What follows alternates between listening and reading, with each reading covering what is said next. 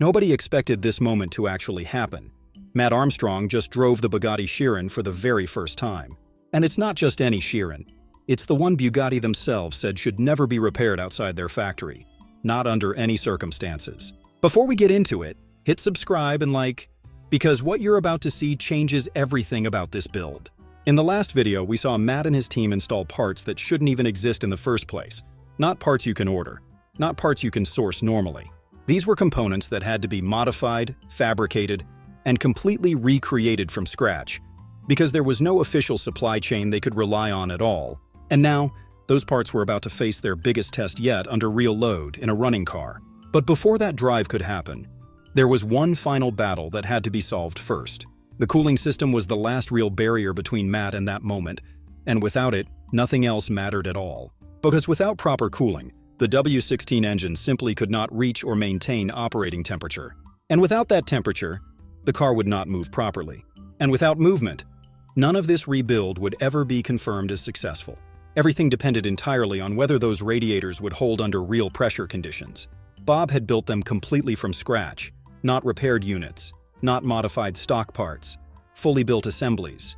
Hours upon hours of aluminum TIG welding, shaping, refining, and adjusting every single angle, all within the extremely tight packaging of the Chiron's rear section, where airflow, heat management, and physical space are constantly competing against each other.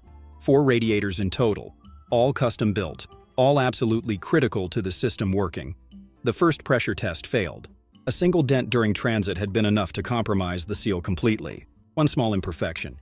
And the entire system was no longer reliable under pressure, so it all had to be rebuilt again. A new core was brought in.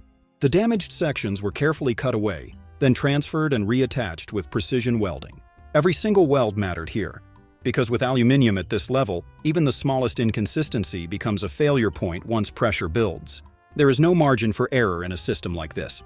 The second pressure test came in, 36 psi, and this time, it held stable. No drop, no leak.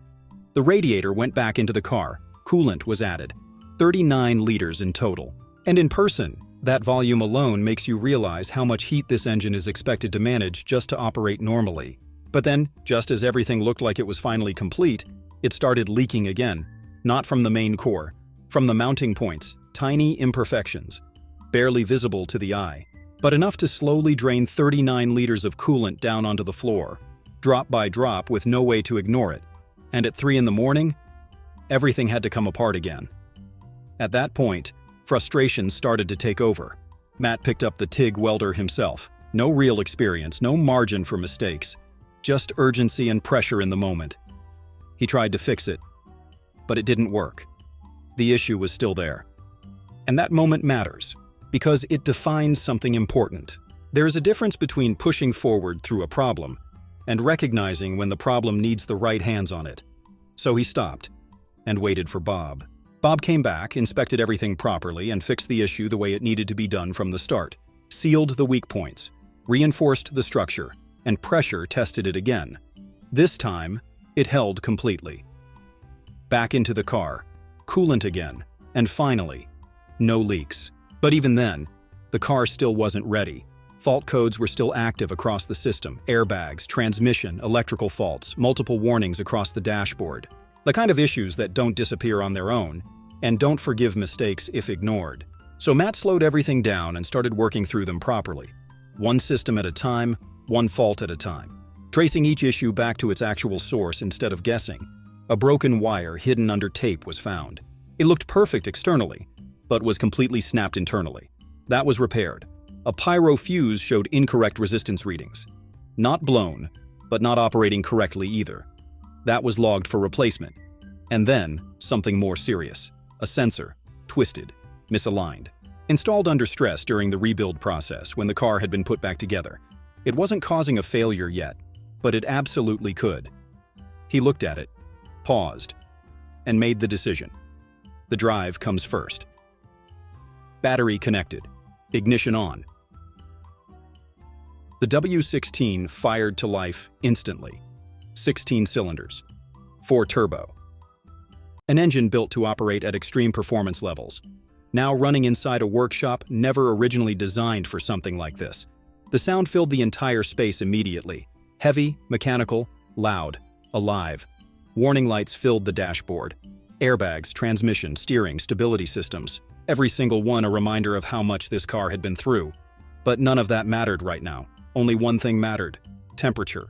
Because without the cooling system holding, everything else was irrelevant. Bob had fabricated those radiators from scratch, rebuilt them multiple times, fixed them at 3 in the morning. And now the only way to know if all of that work had paid off was to watch that gauge. The gauge began to rise, slow at first, then steadily increasing. Every degree a confirmation that the engine was alive. Approaching the limit where everything either stabilized or failed completely. 1, 2, 3. Then the cooling fans engaged. Airflow increased. Heat began to stabilize. The temperature dipped slightly, then held steady. That was the moment everything depended on. And it worked. Every late night in that workshop. Every failed pressure test. Every moment where it seemed like this was never going to come together. The temperature held. The cooling system worked. The car was ready. Now there was no more waiting. Matt put it into drive and moved. The Chiron rolled forward. Smooth, controlled, balanced. Not like a broken car trying to function, but like something that had always belonged on the road. Then he gave it throttle.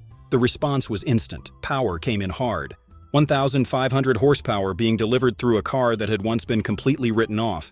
Not hesitant, not unstable, just fast. And this was his first time ever driving one.